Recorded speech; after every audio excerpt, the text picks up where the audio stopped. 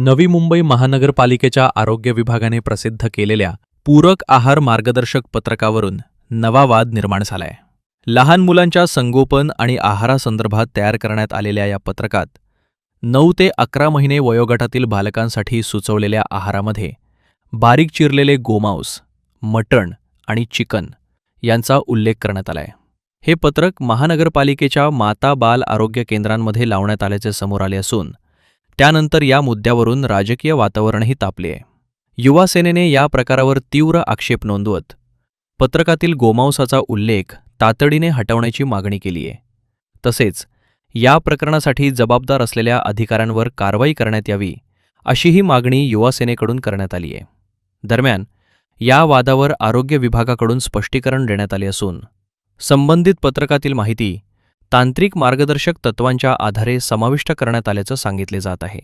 या प्रकरणामुळे नवी मुंबईत नव्या वादाला तोंड फुटले असून आता महानगरपालिका प्रशासन यावर नेमकी काय भूमिका घेते याकडे सर्वांचे लक्ष लागले आहे. नवी मुंबई जिल्हा युवा सेनेच्या वतीने जे आहे आम्ही महानगरपालिकेचे आयुक्त सन्माननीय डॉक्टर कैलास शिंदे साहेब यांना भेटून एक निवेदन दिलेलं आहे, ज्यामध्ये आपल्याला माहित असेल की काही दिवसांपूर्वी जे आहे नवी मुंबई महानगरपालिकेच्या आरोग्य विभागाच्या माध्यमातून एक पूरक आहार जे लहान बाळ आहेत 9 ते 11 महिन्याचे बाळ यांच्याकरिता एक त्यांनी फलक काढलं होतं, मार्गदर्शक फलक. त्यामध्ये आहारामध्ये गोमांस या शब्दाचा उल्लेख या ठिकाणी जे आहे ते केला होता. याचा जाब विचारण्यासाठी आम्ही या ठिकाणी सन्माननीय आयुक्त साहेबांना आज भेटलो, त्यांना निवेदन दिलं.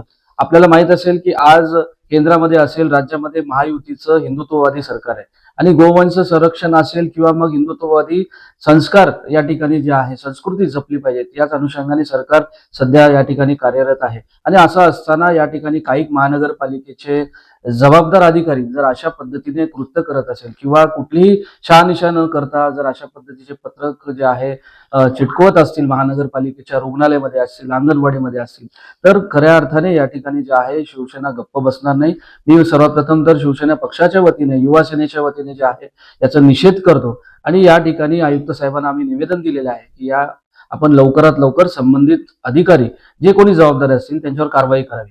भाजपाचे महाराष्ट्रामध्ये सर्वात जास्त बीट कापणाऱ्या तुमचा आरोप आहे का? नाही, हे बघा तो इन्व्हेस्टिगेशनचा पार्ट आहे, परंतु मी या ठिकाणी निश्चितपणे सांगेल की आज नवी मुंबई महानगरपालिकेमध्ये सत्ता कोणाची आहे? बीजेपीची आहे. आणि कोणाच्या नेतृत्वात हे आज जी आहे बीजेपीची सत्ता आहे? तर आदरणीय गणेश नाईक साहेबांच्या नेतृत्वात ही सत्ता सुरू आहे. तर माझी बीजेपीचे जे वरिष्ठ नेते मंडळी आहेत त्यांना विनंती आहे की आपण तात्काळ जे आहे जे नवी मुंबईमध्ये प्रकार घडलेला आहे, जे काय गोमांस शब्दाचा आहारामध्ये उल्लेख केला त्याची देखील आपण दखल घ्यावी, चौकशी करावीत आणि संबंधित अधिकाऱ्यांना लवकरात लवकर कारवाई कशी होईल या संबंधित जे आहे महानगरपालिकेच्या आयुक्तांना आपण तसे निर्देश द्यावे.